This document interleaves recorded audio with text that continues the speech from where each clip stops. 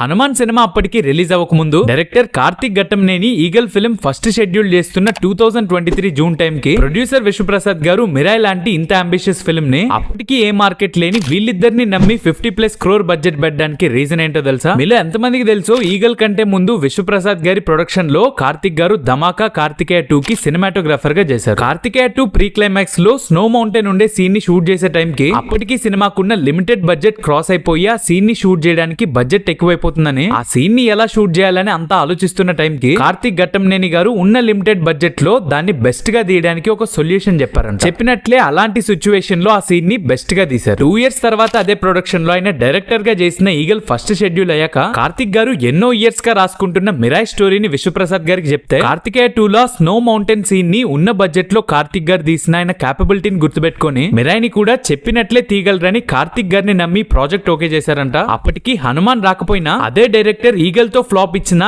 ఏ మాత్రం నమ్మకం పోకుండా అంతే నమ్మారు. ఇప్పుడు మిరాయ్ లాంటి బ్రిలియంట్ ఫిల్మ్ ని డెలివర్ చేసి ఆ నమ్మకాన్ని నిలబెట్టుకున్నారు కార్తిక్ ఘట్టంనేని.